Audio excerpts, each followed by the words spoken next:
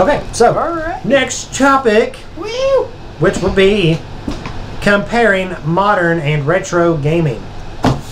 They're both games, and some of them are different, and some are the same. There's a thing. I think That's perfect. I think retro games and modern games have an edge over each other when you're comparing them. Yep. But you have to look at these two things. For one, in a way, it's unfair because, like, comparing like Uncharted 4 to Crash Bandicoot. Yeah. Crash Bandicoot has this level of nostalgia. It's like a living legend. But whereas Uncharted 4 is a new legend and it has more technology. So that it makes it unfair on both fronts. The retro game has this nostalgia. Well, there's some retro games that hold up better than others. So, like, I That would is say true. Crash probably doesn't hold up the greatest, but say, like you Chrono could- Trigger probably holds Chrono up. Trigger or any of the Super Marios. I mean, like Most of the Mario games Yeah. hold up pretty well. I think, really all of the 2D ones. I think, like you said, like nostalgia will decide a lot of people's like. Especially for us. Yeah, I mean, like me, you know, I played Crash like crazy, so I can go There's back so and many play old it. games that I Still like love that I never played. Like 8-bit games, I skipped 8-bit and 16-bit really. We were just 64, but I love. Joseph probably likes the Super Nintendo more than the 64 almost. Very close. It's very close for me. Well, then let's try and change it up for a little bit. So if we're comparing older games to newer games, then let's get away from retro and like let's pick a franchise. So let's pick Kingdom Hearts. Well, what I was going to say is like when we're comparing the two, what we should do is like if we're going to compare like Banjo-Kazooie to Jak and Dexter, let's forget the nostalgia we have for Banjo-Kazooie for a minute and just look at the game. And when we're talking about Jak and Dexter, let's forget the technology that it has and let's just focus on the game. Because the game is what matters. Like Chrono Trigger has a story that is just as powerful as The Last of Us. Yep. But the difference is the technology and the nostalgia. But if you forget about those, they're both fantastic games. Yep. That's what's awesome. And see, what I was about to bring up with Kingdom Hearts is like the one reason that people love Kingdom Hearts 1 so much is because it was what started everything. And it like fully as a package, that game is just so perfect in a lot of ways. Yeah. But as we got on through the series, like other people would say, well, 2 is much better because gameplay was better and the story was deeper, but Birth by Sleep introduced and answered all these questions. Dream Drop just looking so forward to playing crazy. I'm working I started with 1. I'm so close. You're getting there. I'm working up 2. You're getting there. But yeah, like games like I think it's harder in a way for games of this generation, and I think that can go back to remasters too. Someone made a comment that when Batman Return to Arkham came out, said, "Well, here's another remaster. It just shows that we can't come up with any good new games." I'm like, that's not what a remaster. That's not true. I don't think so. I don't think that's true. No. I don't think so at all. I think the reason that we remaster and we come back to games like that is because at the time they came out, they were just phenomenal. And we want that nostalgia. That's what those games get. There's a lot of good reasons to do that, and money is lower on the list than other good reasons. Well, like now, I think remasters of games that are that recent are a little silly, but those aren't as recent as they feel more recent than they. I mean, like like if they have they remastered The Last of Us yet?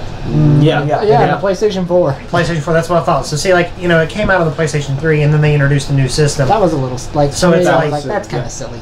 Yeah, but it's like if you didn't get a PlayStation 3, you want The Last of Us, but now you want to save it for the PS4. Get the PS4, and you can get Last of Us on. Like one thing that I've noticed, that I think remasters are targeted for, is people who have left behind that last generation of console. Like how many people got rid of their PS3 but still wanted to play Last of Us and could get it on PS4 because we had backwards compatibility. Yeah, exactly. And see, like the same thing with Batman. It's like I actually know some people who are like they sold their PS3 and Xbox 360 to get rid of it. Can't play the game anymore. To get a PlayStation 4. So when they saw this, they were like, "Oh my gosh, this is great! I can play it again."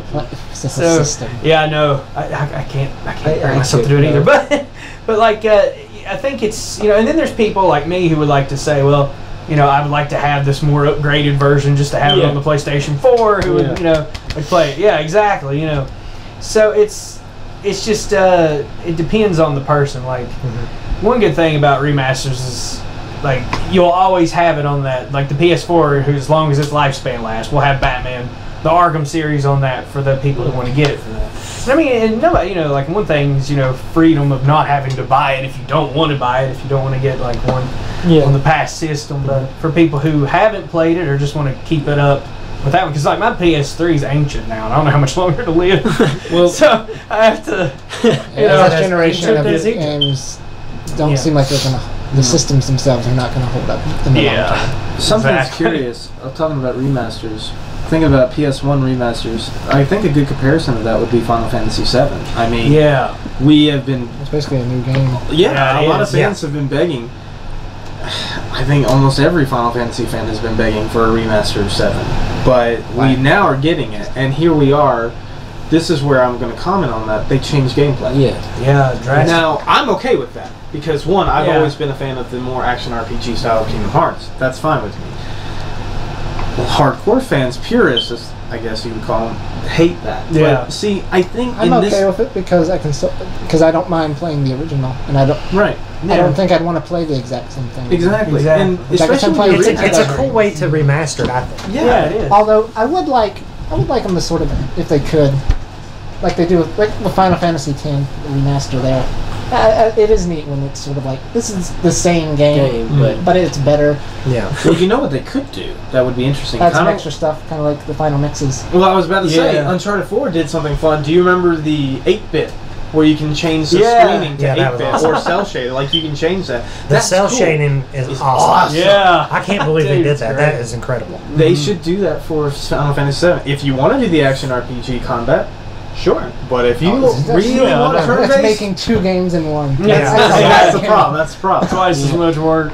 But, I mean, if Naughty Dog can do it... Exactly. But I guess you do have to just remake it. If it's PlayStation 1, you can just like up-res that. Well, I mean, that looks bad. That would be the worry I would have about Crash Bandicoot if they did remaster that. They'd have to do the Ratchet and Clank and remake it from scratch, basically. Exactly. Yeah. And I mean, that may tone down the difficulty for all we know. Or they may just make it even harder for all we know. They may just make more reasons to say, oh, well, you saw that thing coming, so you clearly had HD TV to see that thing coming, so why didn't you dodge it? I can't flippin' dodge it! I mean, stuff like that could happen, so. Yeah. I think retro games are important for the new generation because they give us a standard that we have to live by. Yeah. But I also think they kind of hinder in a lot of ways because I think a lot of people, Legend of Zelda, I think is a prime example of this. It's so good. People love Ocarina of Time so much. It's a lot of people still say it's the greatest game of all time. I love Wind Waker and Skyward Sword a lot. Oh, Skyward Sword. I love both of them, and I love Twilight Princess. And I would go out on a limb and say I love Wind Waker more than Ocarina of Time, and I think I would agree with that. And I think it's better. But then you're gonna have people. I think this is just a matter of opinion. I think it's better, but I think I like it more. But I think games like that are always going to have issues. I mean, for all we know, not to spoil Uncharted 4, but some studio may get brave one day and decide to reboot it, and then we're going to go, that's not as good as that one. But are we giving it a fair chance? So, like you said, you kind of... Comparison. You have to let go of stuff. The important thing to consider when you're comparing like a retro game to a modern game, especially if it's like, if they were to like remake Crash today, you'd have to... First of all, I think you'd have to get past the, like I said, the nostalgia and the technology, because of course the newer game is going to be easier to play, it's going to be easier to look at, it's going to, you know what I mean? But the point is the game fun? I mean, if you sit down with a new Crash Bandicoot today and you have just as much fun with it as you did in the past, then they did their job. The fact if it's better or worse doesn't matter as much because it's Crash Bandicoot and you're having fun. And that's what gaming should be. So... as long as it's a good game, I mean, you know, the story should compel you to move forward. The graphics should look good for the time, stuff like that.